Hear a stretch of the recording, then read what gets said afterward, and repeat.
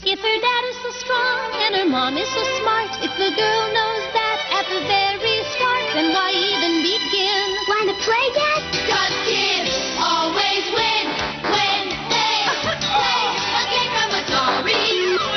Have you played Atari today? Playing Atari games is one of the few things that children almost always do better than grown-ups. Isn't that nice? Have you played Atari today? Atari.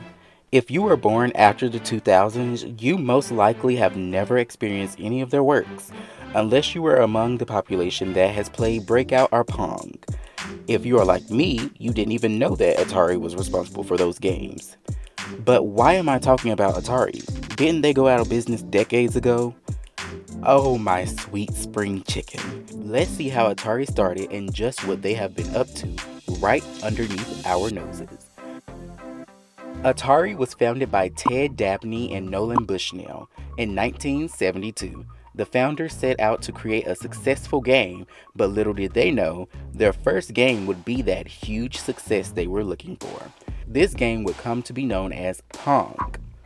Pong consists of two players, each with a paddle, who are tasked with hitting a ball back and forth. With this simple concept, Nolan and Ted were so amused by the game that they believed that Pong was already complete and did not need further revision. So, the two sent out the first Pong arcade machine to a bar in Sunnyvale, California for testing. About 2 days later, Atari received a phone call about a malfunction with the machine. But the malfunction was not from developer oversight or a sudden outage, but rather from too many quarters jamming the machine. Needless to say, Atari began shipment of the commercial Pong arcade cabinets in November of 1972. And the journey of Atari began. Even though the company would go on to make many more great games, one of the founders would leave to pursue his own journey, Ted Dabney, who decides to leave the company after creative differences between him and Nolan. With that, Ted turns in his employee card. Notably, he was employee number 002.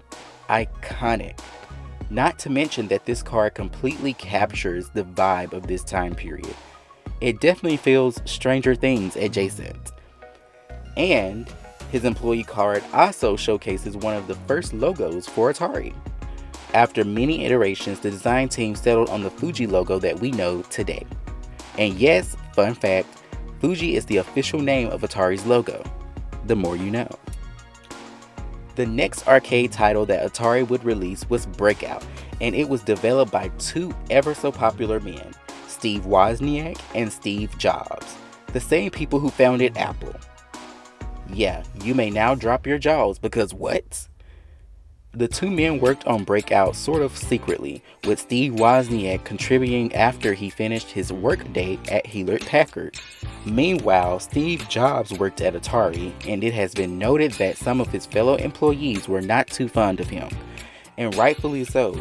Breakout became one of the highest grossing games in 1976, and it is said that Steve Jobs took the majority of the credit for its creation.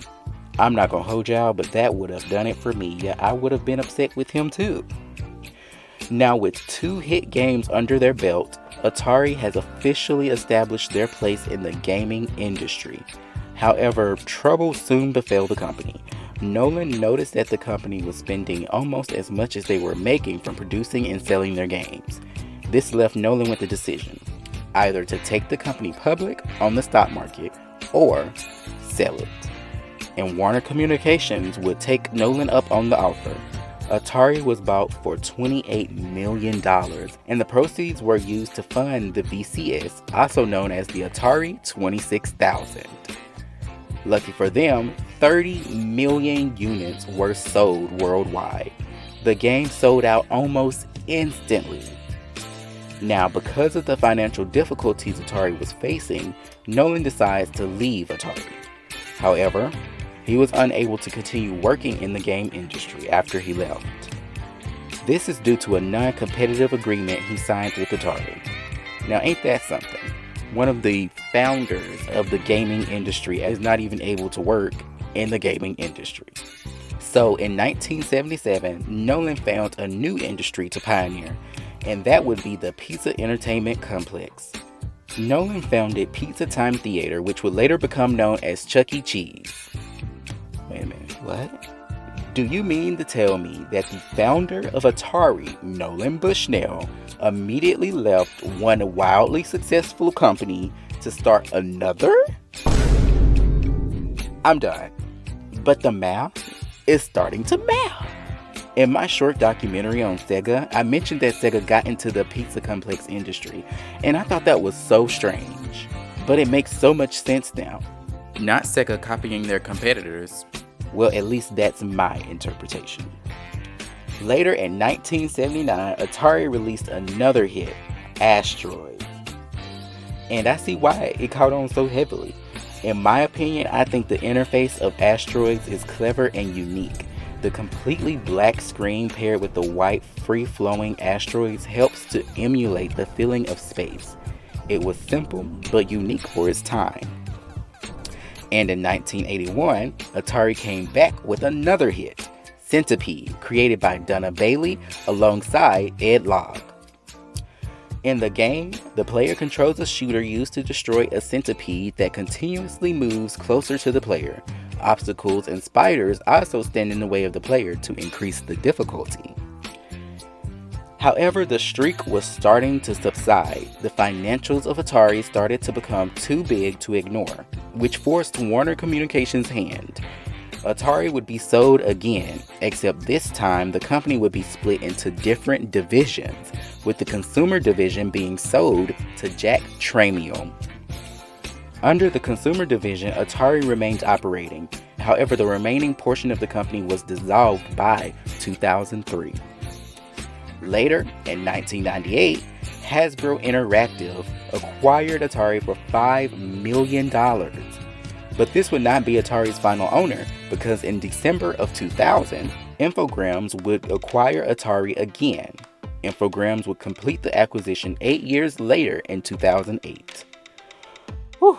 Okay, that brings us back to the present, where Atari acquires a new CEO, Wade Rosen, in 2021. Just some FYI, Wade is not new to running a business. He is the co-founder of Wishlist Rewards and Thrive Pass, and I got the chance to listen to a little bit of his business approach with Atari. Wade plans to establish a strong foundation for celebrating retro games.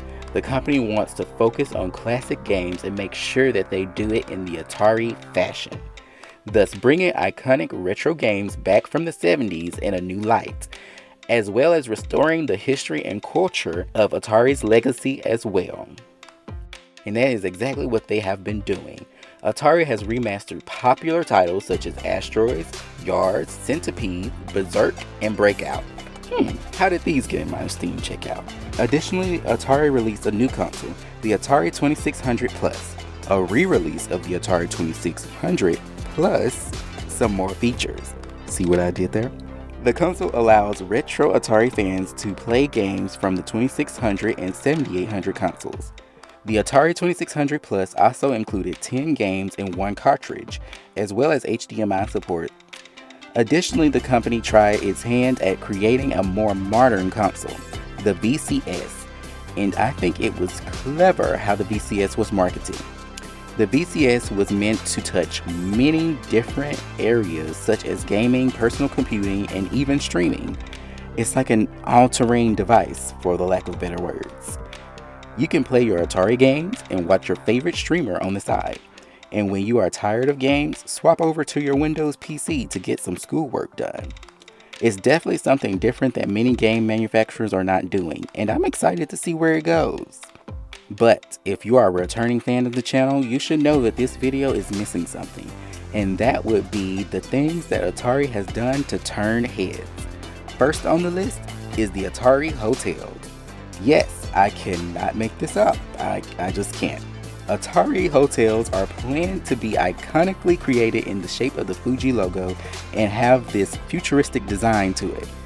However, since the announcement back in 2020, the development of these hotels has not been started yet.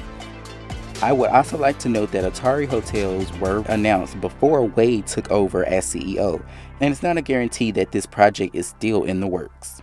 Aside from hotels, Atari has dabbled in crypto as well. All of this is what Atari has been up to, and if you want my opinion, I believe we might actually hear more about Atari in the future. They seem to be building a strong foundation for themselves by creating a culture around retro games, which is the reason behind my Namco video.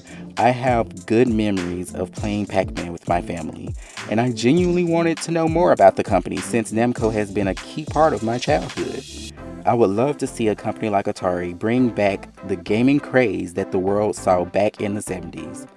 Now that would be quite the comeback for a gaming legend. If you enjoyed this video, leave a like and subscribe. But for now, see you guys later. Bye.